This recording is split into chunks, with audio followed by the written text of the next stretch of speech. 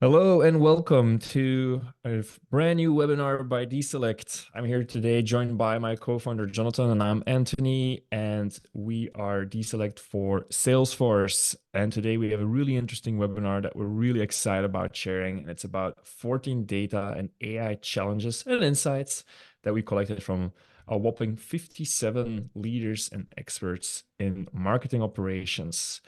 So let's see what that's all about. A quick introduction on who we are. So I'm Anthony. I'm the CEO and co-founder of DESelect. We are a Salesforce ISV partner. That means we are a software company.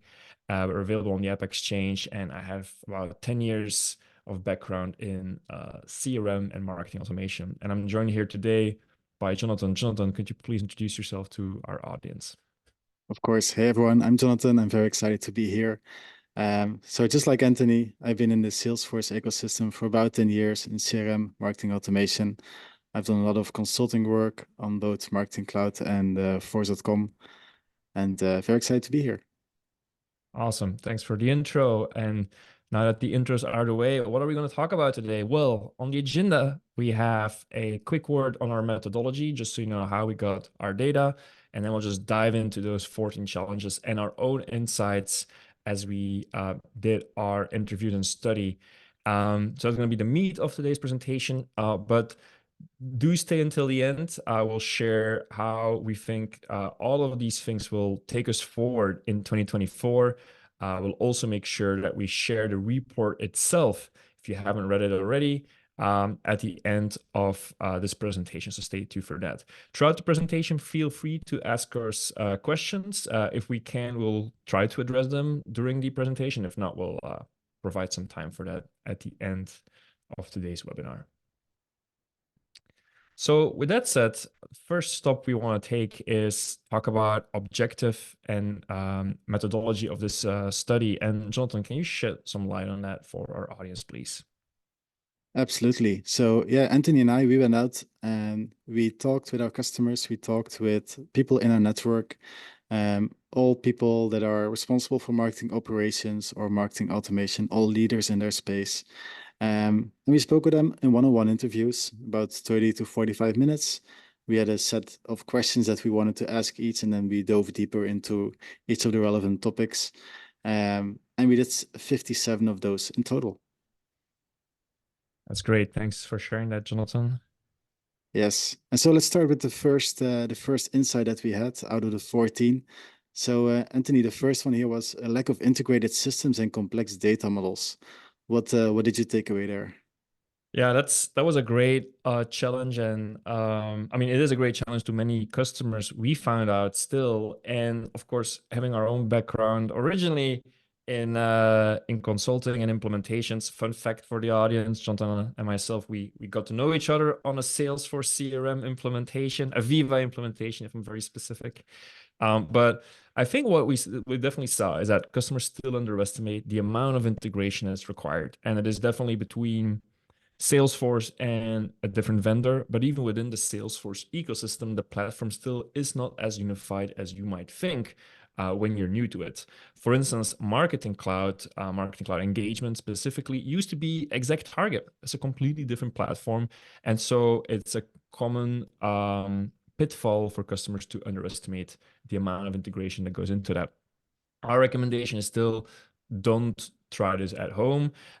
Instead, if you are going to do implementation, this is one of these things that you don't have a lot of experience with as as a company in the industry. Get experts, get a good system integrator to help you with that. And when we say system integrator, we're thinking about a consulting firm, maybe an agency.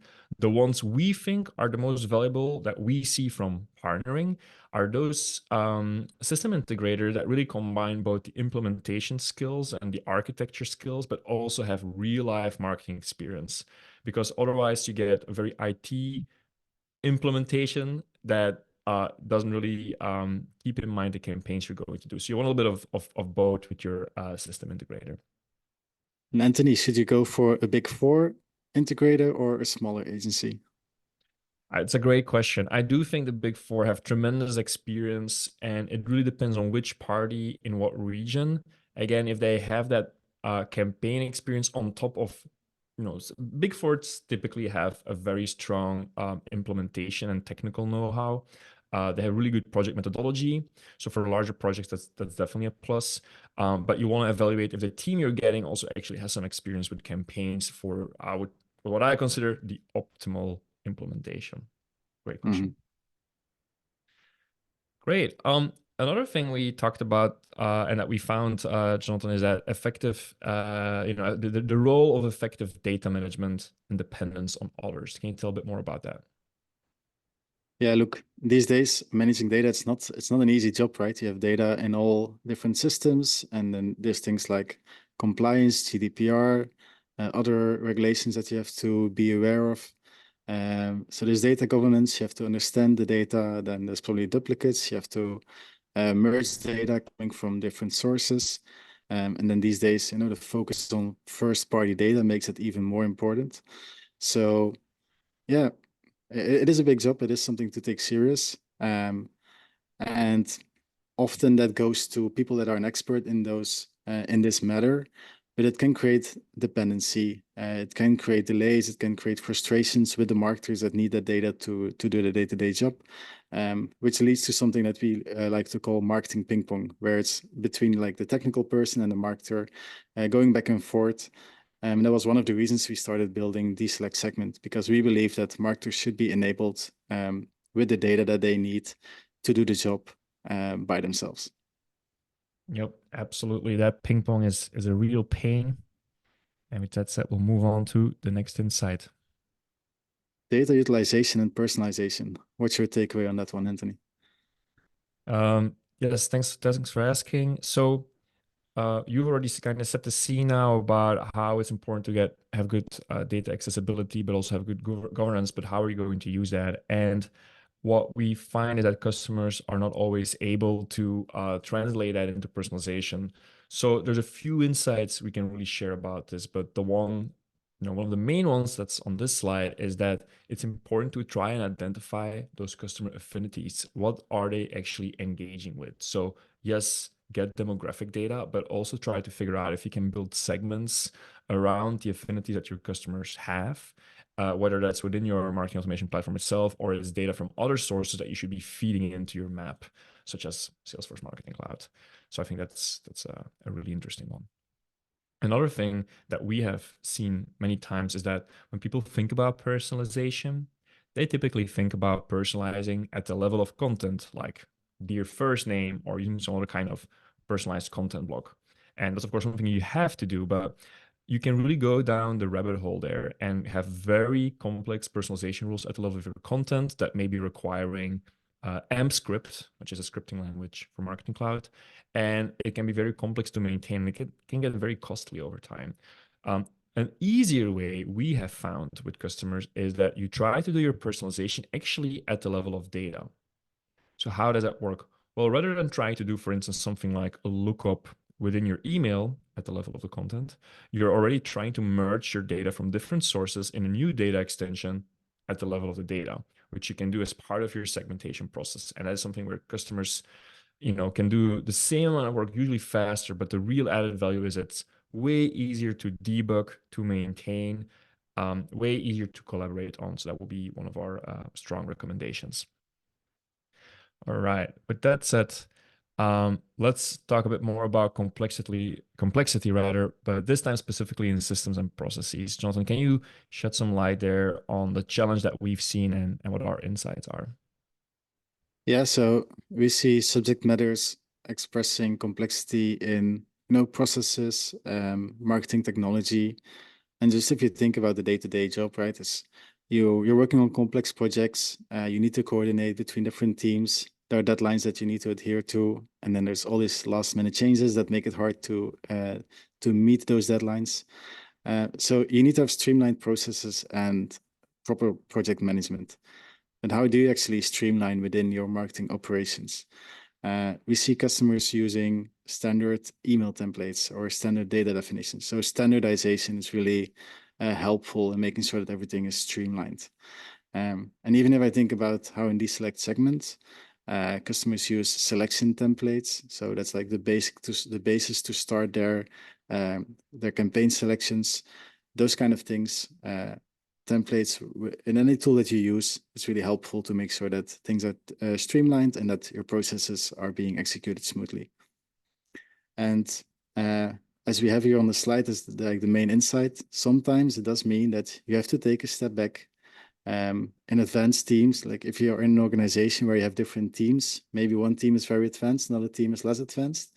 Maybe it's worth it to take a step back, make sure everything is streamlined, to make sure that you can move forward together in a streamlined way.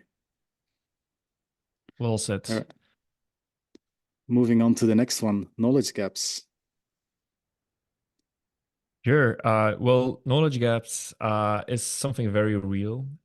We are a vendor ourselves. We sometimes see it with customers where there is still this belief that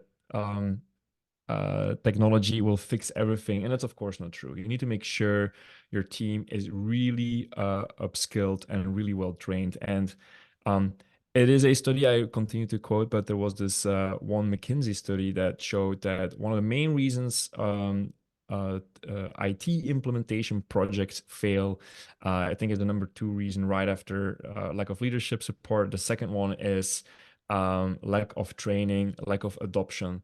So if you're going to do an investment in any piece of technology, please, please, please make sure your people are actually trained. And this is not just a one-off training. You have to keep monitoring that people are actually adopting the solution, that they maybe get retrained once in a while, and that throughout their tenure, they can also learn more. And this is great for their career. This is great for your employee retention. That's a great angle to look at it. But it's also making sure that you really get the return on the sometimes a very heavy investment you've made in technology. So make sure that your organization doesn't only have the best tech, the best data model, whatever, but that your team also know how to use it. Yeah, and I would add That one thing leads. here. Oh, So I just sorry. Go wanted to ahead. add one thing, and that is this is a never-ending job. You'll always have new people joining your team or people leaving the team. So you have to continuously be ready to onboard those people and make sure there's proper knowledge handover when people are leaving the team. So make sure everybody is enabled. Yep. Great add-on. Thank you. And that's probably a good segue into our next common challenge that we identified, which has to do with resource and budget constraints. Yeah. Look, I think this one would always apply. If we had done this survey a few years ago, we would also have had this answer.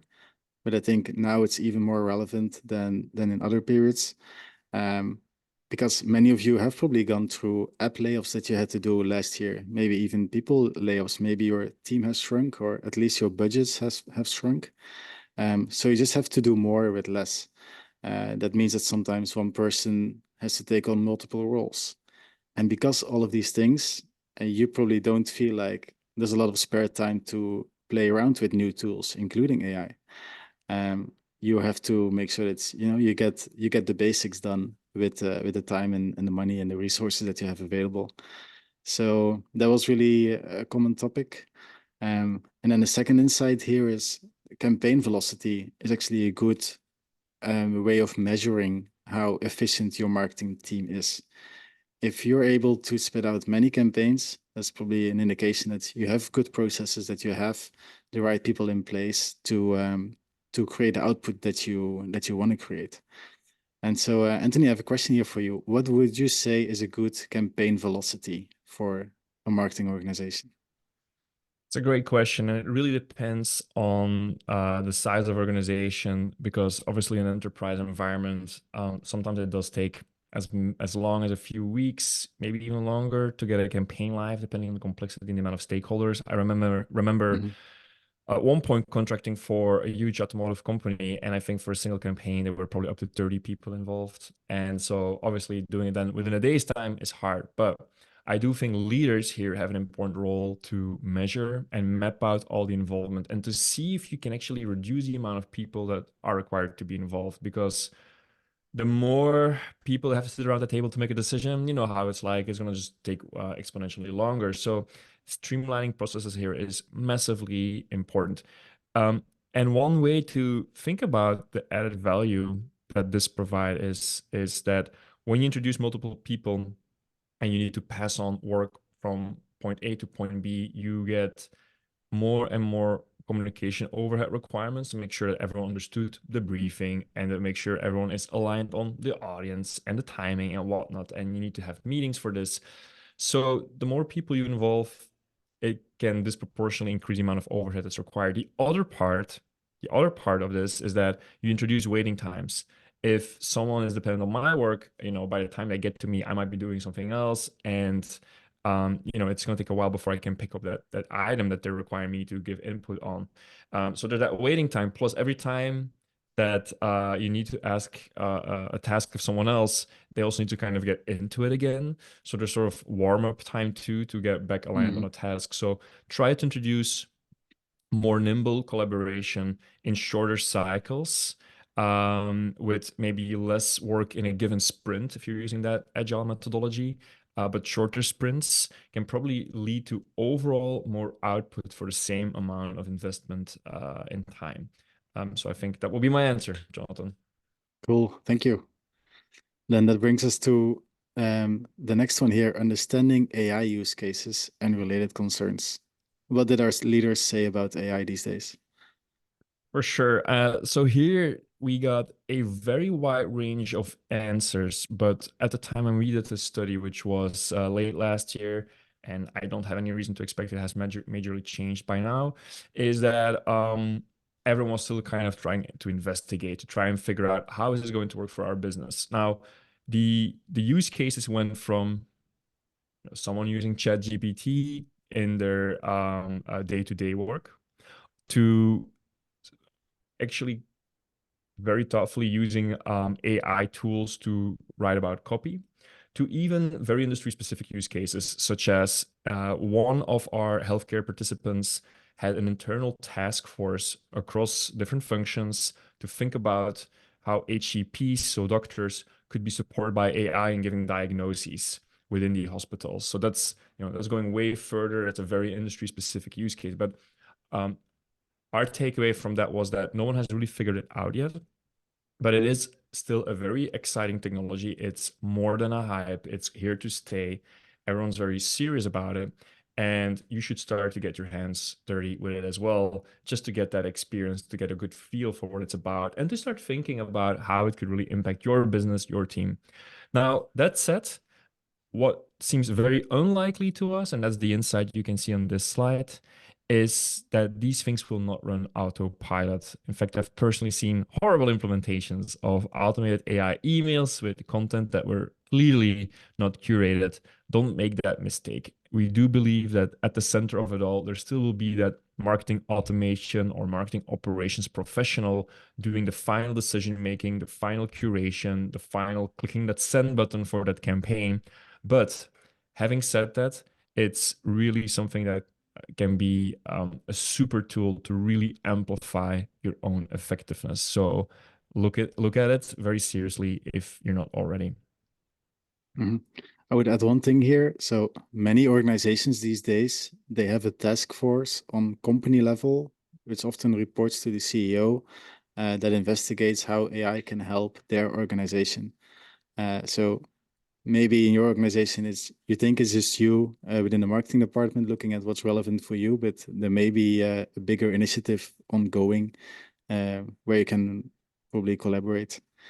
And yeah, secondly, I've also seen that within marketing, at this point, it is mainly content creation at this point, mainly ideation, start of like emails or blog posts. And I'm very curious to see when we'll make that leap into the next capability of AI. Great, thank you for sharing those insights. And with that said, we can see that we've already shared a few insights here, and we want to pause here. We're halfway our 14 insights, and we want to ask you, the audience, what do you think about these 7 insights? Which of the previous 7 challenges plus insights was the most relevant to you? And if everything is all right, you should shortly see a poll coming up.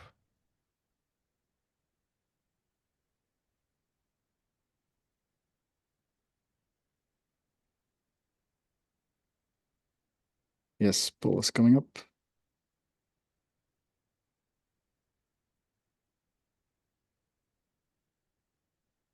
There All you right, go. I can see. Yes. So our question to everyone is, which of the 7 challenges and insights we have shared so far is most relevant to you? Anthony, which one do you think people are going to vote for the most? It's a great question. Well, I can see the answers in real time, so I'm a little bit biased, but Come on. if I think back of the conversations I've had, I think all of these were relevant for almost everyone. I Mhm. do think effective data management. So most people already passed the integration usually. So I would go for number 2, effective data management. I'm trying very hard to not look here at what's actually being answered. No cheating.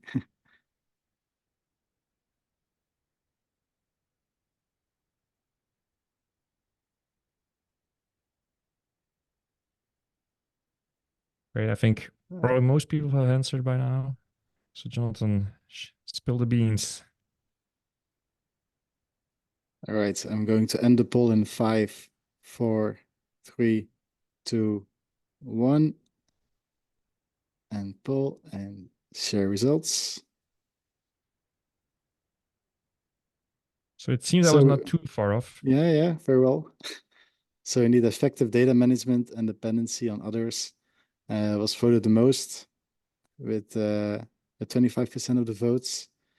And then lack of integrated systems, 19% of the votes. And then it's really a tie between 4 others: data utilization, personalization, complexity in systems and processes, resources and budget constraints, and understanding AI use cases. I was really gonna vote for understanding AI use cases just because it's such a hot topic for right now. And that's interesting. I think we see a lot about it in the industry, but it also shows that not everyone is affected quite yet by the day to day. And in hindsight, it's maybe easy to say, but obviously everyone's so busy, and marketing operations and automation is just such a demanding task that it can be hard to start exploring new technologies and find and make the time to do that.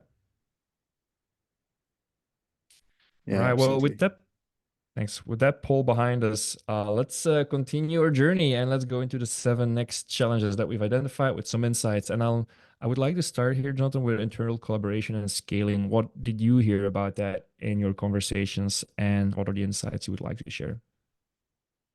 Well, one insight that we put on the slide here, which is really relevant and best practice, I would say, is having a marketing request form, because you're going to get requests as a marketing team from many stakeholders within the company, and it's not easy to make sure that your own team is aligned and that you have that you have a clear view of what the priorities are that your team should be working on, and that you have tickets ready to put in your next sprint. So marketing request form best practice, often connected to the project management tools like Asana, Jira, or Rike. So that's one thing. And then another big one is campaign planning. That's something where we see that, especially as organizations get bigger, you have multiple marketers working with different products, different campaigns that they need to promote. And how are you then going to determine which campaign can get sent first? And um, because often the companies do want to enforce some kind of saturation control, frequency capping. They don't want to maybe send out all of the campaigns that could be going out in fear of spamming people. So what we see is often there are weekly planning meetings where it's a bit of politics, it's a bit of fighting to get your campaign out of the door first, because then you're sure that you can send it. And often those kind of meetings happen with Excel or a shared Outlook calendar as a supporting tool. But it's a super tough challenge to try to fix saturation control just with like a Google Calendar, because there's no exact overlap between the different campaigns. Different campaigns can have different audiences, of course. But so that's really one where marketers are spending quite some time on as well. For sure, yeah, having that overlap between campaigns is very hard to tell at the level of individual subscribers, and Mhm. then just practically aligning around that is tricky. Were there any surprises there when you learned about this process, or for that matter, the tools that people were using? I was surprised that so many people think that you can do this in Excel. Like how how it's just it's challenging, especially so either you say, okay, I'm going to try to do this in Excel, and I'm just going to say, this is one campaign, this is another campaign, and I want to make sure that I don't send more than 3 campaigns in a week, for example. But then you're not taking into account the potential overlap between campaigns. Or the other one is you're going to try to really like put all the sends to all contacts as rows in your Excel. And then you end up with massive Excels and formula magic to try to make it happen to avoid overlap. So So that's challenging sometimes either way. surprising. Yeah. Well, and also because I mean, for this can maybe still kind of work for a mid-sized company, but for larger ones, the spreadsheets will simply be too hard. Excel spreadsheets break at 100,000 rows, so if you have more context than that, it's just Mm-hmm. impossible. I know I've tried early in my career. Yeah. I think my biggest surprise was to see Jira in this list. Not to bash on Jira, I think it's a great tool, but I would typically put it for IT teams. Was really surprised to hear it's still being used for marketing teams, even though I've used it in marketing, but that's, that was 8 years ago. Um, in case the audience is curious, we're using Asana internally. We love Asana, easy, nice to automate, integrate, you name it. So that's still our tool of choice for marketing. Depends a little bit on what team. We don't use it for all our teams. Okay, moving on. Understanding the customers and their life cycles. Anthony, what did we learn?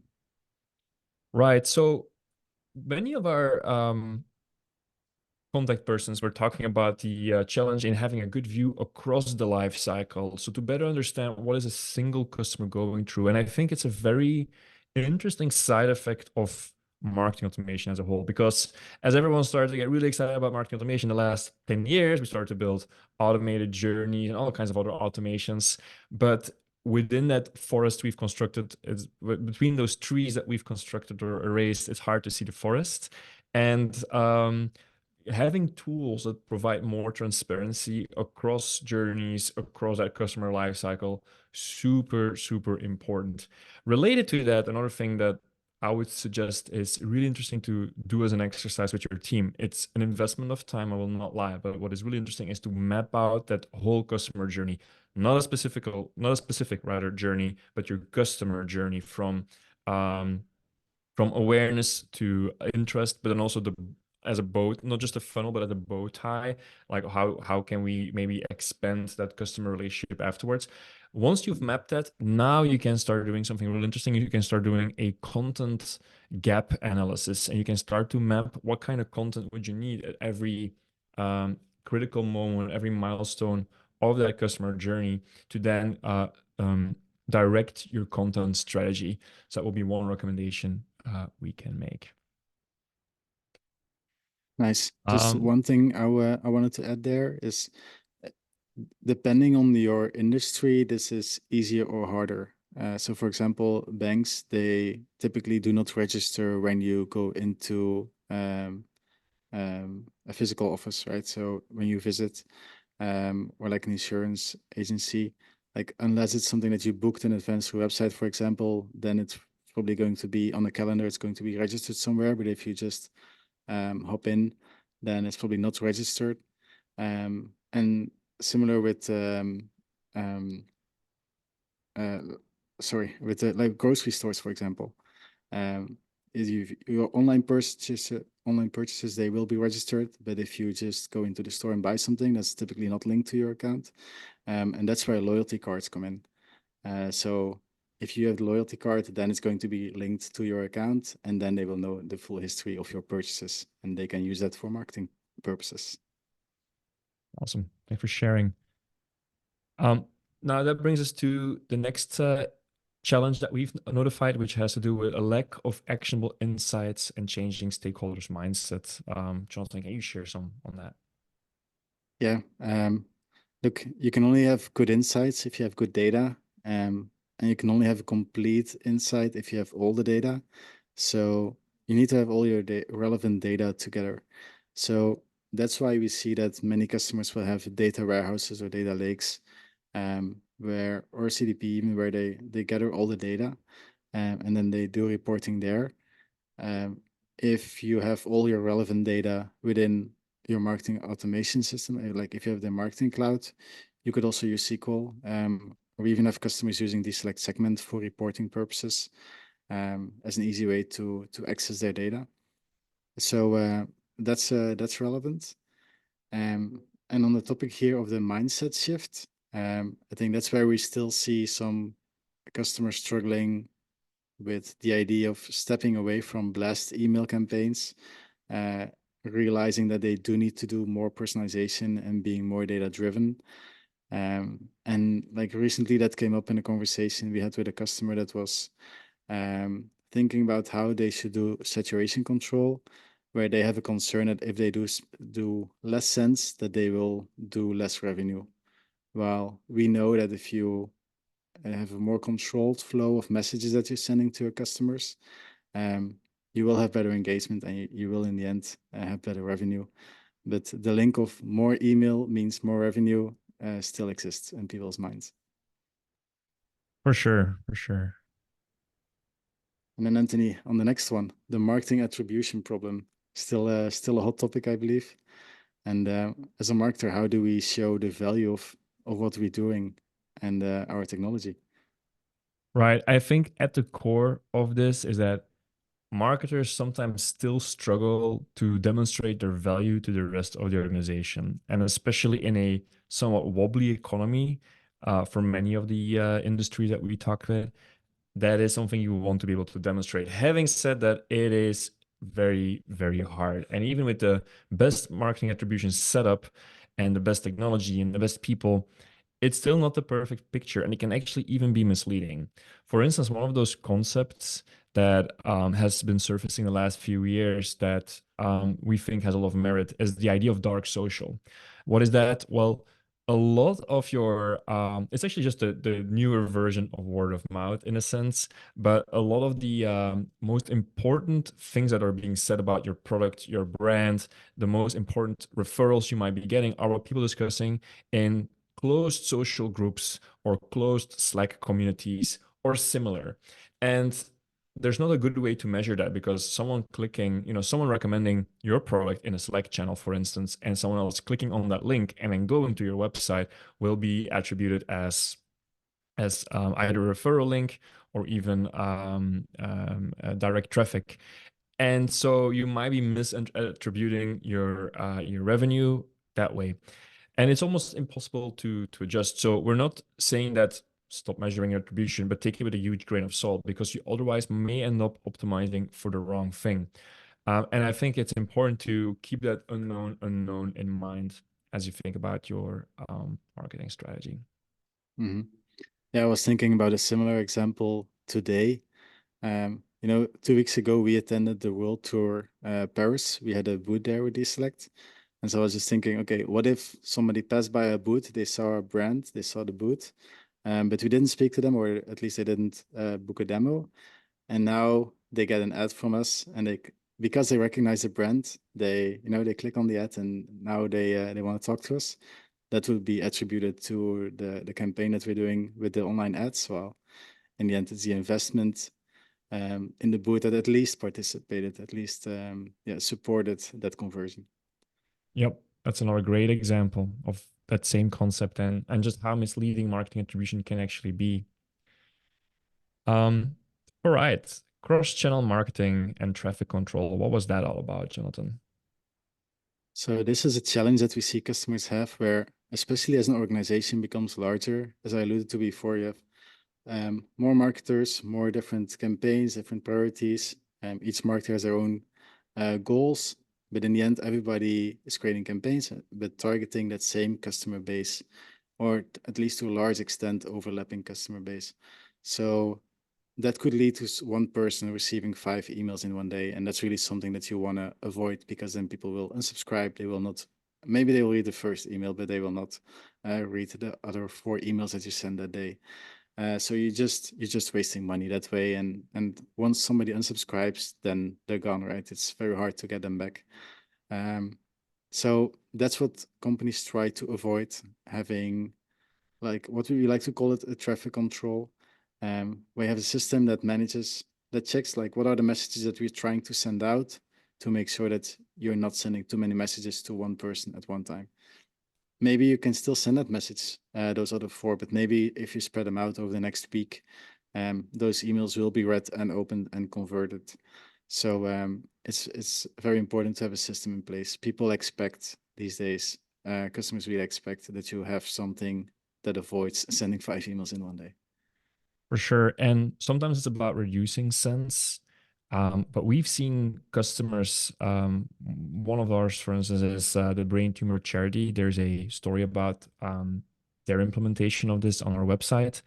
They have found that just spreading out the messages better optimizes for donations in their case. So think about this for your own business. Your customers probably have a certain psychological window of opportunity in which they can make a purchase. If you're going to send all your marketing email hypothetically on one day in the year, just for argument's sake, they're only going to act on one of those at most, right? Or maybe unsubscribe in this case. But even aside from the unsubscribing or not, let's say they don't do that, they're still going to make only one purchase at best. Whereas if you spread it out, you might actually be optimizing revenue. And this is where traffic control is so interesting because aside from just organizationally, it's very useful to have this, whether you're a small or large team, just from a marketing generated revenue point of view, it is really interesting because you can actually optimize the investment you have made in your marketing automation setup and all your MarTech. So super cool stuff. Really interesting to see this challenge arise so many times. Before we go to the next topic, one more thing I want to add here is um, often organizations have multiple systems that they use to send out messages. So maybe you have Salesforce Marketing Cloud, and maybe that's the only system you use. You do the email, SMS, and so on within Marketing Cloud. But sometimes organizations, for example, they also postal mail off, or they send SMS to another system. So in that case, it's important that you have this traffic control system existing outside of your marketing automation system. Otherwise, you're not going to be capturing everything, because you need to have the full picture of everything that a customer or a contact is receiving to be able to do the traffic control effectively. For sure. All right. And then that brings us to the next one here: new systems, legacy systems, and knowledge transfer. Yeah. Well, so MarTech changes so fast. Scott Brinker's latest research came out. I think we're now at 10, 14,000 MarTech providers in the space. It's a busy space. How do you keep up with all of these tools if you're a professional? Well, the simple answer is you don't. There's just too many to track. But from a team's point of view, that's why it's so important to experiment with new applications and new technology, such as AI. But internally, you also have to make sure you don't lose that knowledge. And it's just a fact that there's way more turnover these days. It is a really real risk that you lose knowledge over time this way. One of the best practices that we've identified and apply ourselves is to maintain an easy to read internal wiki, but that really becomes a living resource. Do not make this a piece of documentation that is happening at the end of your project and just like kind of check the box. Like this wiki should serve as your onboarding content for new employees, for new team members, for contractors, for vendors. This should be something that's alive, that throughout campaigns, throughout rolling out new features, maybe in your marketing automation platform, constantly get updated. It has to be a living resource. That's probably best single piece of advice we can give on this, aside from training, which we already covered in an earlier insight. And Anthony, any tips on which tools to use to maintain a wiki? It's a great question. So there's options here. I think the most well-known vendor out there, and I've used it and I was pretty happy with it, is Confluence. Confluence is especially interesting if you're already using other products from that same suite, from that same vendor, such as Jira. But not everyone uses that. Not everyone wants to implement that. We've seen really good implementations even in Google Docs. As long as you have people who are good at structuring that information and that you have some kind of stewardship inside your organization, maybe a dedicated person such as the manager of the team who is the ultimate owner of that document, it can work, right? As long as you're structured enough and disciplined enough. So it's as much a habit and governance as it is technology, which is secondary. So that would be my tip. Thanks for the follow-up question. Whoa, we're almost through it. We have one more, Jonathan. It's a big one, economy. Yeah, look, I would say we still live in uncertain times. We still have higher than usual interest rates. High inflation is still a thing. That has an impact on probably your own budgets, but also on our customers, on the money that they have available to spend with us. So, um, uncertain times. It may get better, it may get worse. Who knows? Different opinions out there on that. Um, but so let's just brace ourselves, be ready for should things get worse. But we're probably, and never mind. I'm not going to make a prediction here.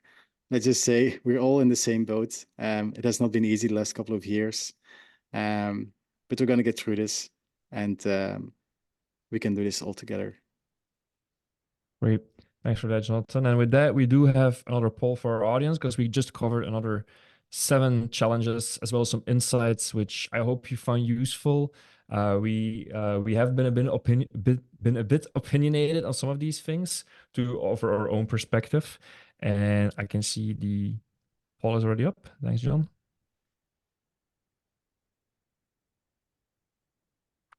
So people should now be able to see a poll popping up on your screen, and would love to hear from you which of these 7 challenges that we just covered um, are big challenges for you. I see answers trickling in. We have a little bit more time.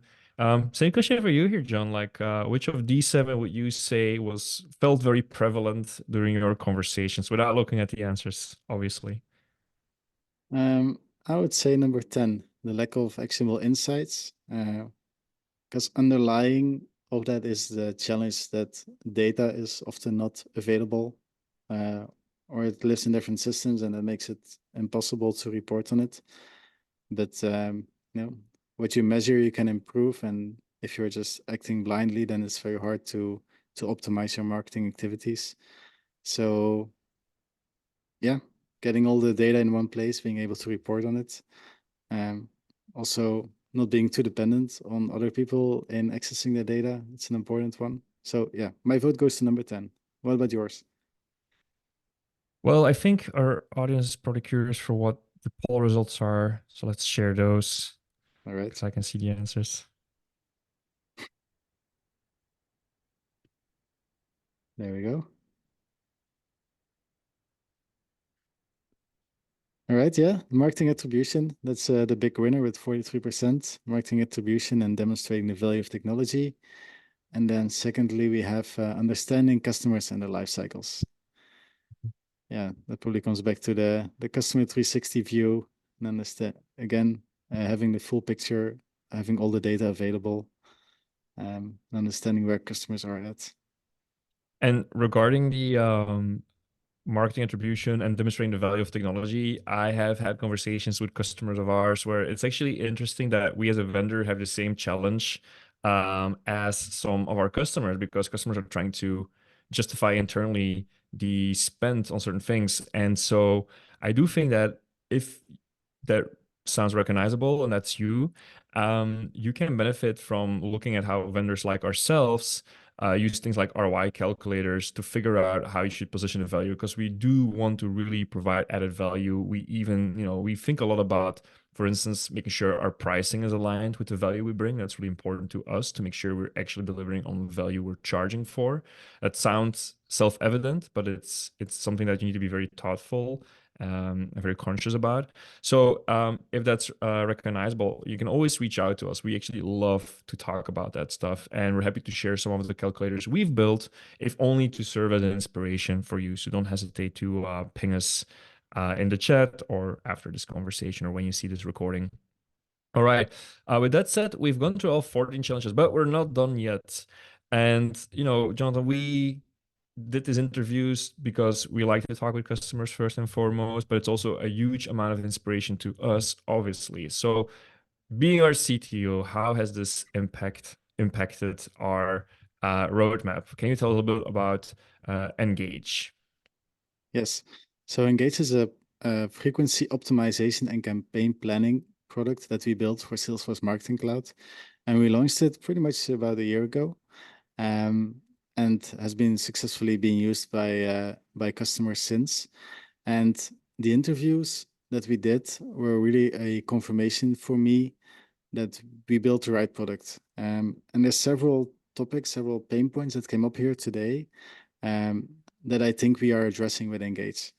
Like, one of them was, of course, number 3, personalization. Because personalization is not only content, it's also personalization of the frequency of the messages that you're sending to people. And if you can optimize both the most relevant messages through a traffic control system, as well as the frequency, which may be different for everyone. Maybe you're super involved and you want to receive 5 emails a week, but I'm less involved and or less engaged, and I just want to receive 1 email a week. Then you need to have a system that can handle that, right? Another topic, number 9, understanding customers and life cycles. That's where the 360 view comes in, which is something that we built into Engage. You can look at each contact individually and see all of the sends that they have received or that they were going to receive with the decision that Engage has made to send it or not send it to that person at that time, as well as in the future, everything that's coming up and whether we're planning to send it or not. And then the collaboration, as I mentioned, the weekly meetings with teams. You don't want that to be driven by politics or who has the loudest voice. You want it to be driven by data, making sure that everybody receives the campaign that's most relevant to them. So having a system in place that can enforce those rules. Of course, you do need to agree upon the rules first, but once you have a system in place, you don't have to think about it anymore, and you don't have to fight with your colleagues to get your campaign out of the door. So all of these things in the end will help you increase your marketing efficiency, because more relevant messages means higher engagement in the end. So yeah, for me as a CTO, I'd say we're going to continue building on Engage. We have some exciting things coming up. We just launched the capability to automatically apply saturation control and also retrying for sending messages that are not being sent to an entire journey with just a couple of clicks. That's super exciting. We also have the AI capability that we're working on to determine the ideal number of messages that you should send to each individual contact. And lastly, what we call cross-BU saturation control, which is where we're going to be looking not only within one business unit, but across your whole marketing cloud or across your whole marketing stack, to make sure that we can look at all messages that somebody is receiving, even if one contact exists in multiple business units. So if all of that sounds interesting to you, on the next slide, we do have a QR code. Feel free to scan it. That brings you to a page where we can give you more information about how Engage works. And lastly, the other QR code there is where you can download the report that we discussed today. I'll also be sharing the link in the chat here soon. So then you can really take your time and dive into the report and have a lot more fun. And Anthony, is there anything else that you wanted to add today? Well, I would say as you share the link to the report in the chat, we're opening the floor for some Q&A. We do have a bit of time left, and I already see one popping up, so let's have a peek at that. So here's an interesting question. Which challenges do you think could be resolved or might no longer be relevant in the coming years? And that's maybe one that I'll start by answering in case you're still working on that URL, Jonathan. So there's a few things that come to mind. One thing that I think about is the integration bit. For many customers, it was a process of going through that mostly marketing cloud implementation initially. And for those who have that, you can start really having compound interest on your investment. The trend that we also see at Salesforce is that over time, more and more of the projects keep converging into a more unified platform, which we're really excited about and we think is really great. I think that's a trend which will, the need for integration will never disappear, but integration products are ever becoming more point and click rather than coded. And the suite of Salesforce itself is becoming more integrated. So that's something I will think is going to change. But what do you think, Jonathan? What challenges do you think could be resolved or might no longer be relevant in the coming years? Well, I really hope that the economy is no longer going to be a challenge that we have to face. At least for a few years or a decade when the Exactly. next cycle comes, right? That's Exactly. that's good answer. I like it. All right, we'll take one more question from our audience. So if there's something still you want to know, something you're curious about, something that wasn't clear, perhaps, we'd love to hear from you. All right, so here's one I think Jonathan is really meant for you. Someone is asking, do engage rules work for journeys that are already configured? Yeah, absolutely. So with the capability that I just referred to, with just a few clicks, you can basically import that journey and apply the situation control rules to the entire journey. Um, and then, yes, it will apply to journeys that you already built. So it's not like you have to build all your journeys from scratch. You can use your existing journeys.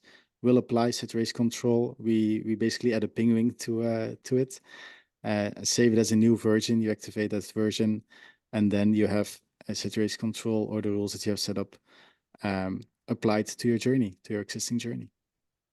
It goes without saying we love penguins, but we also love turnkey. So our whole philosophy as a company is to offer a platform that, with the turn of a key, quote unquote, can be activated and you can get value out of it immediately. And granted, you can obviously configure some things in our platform based on your specific needs, but the idea is really that people get value out of our products within weeks at most. And so this new feature is super exciting because it really increases the time to value that Engage, that is our saturation control product, offers.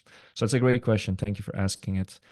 All right, I think we're probably about time to round up. I want to thank our audience for the engagement, interaction, and for your attention. Most of all, we hope you've enjoyed it, and I certainly have. And thank you too, Jonathan, for being here with me. Yeah, thanks. It was fun. We should do it more often. We should do it more often for sure. All right, thanks everybody. Have a great rest of your day. Bye, everyone.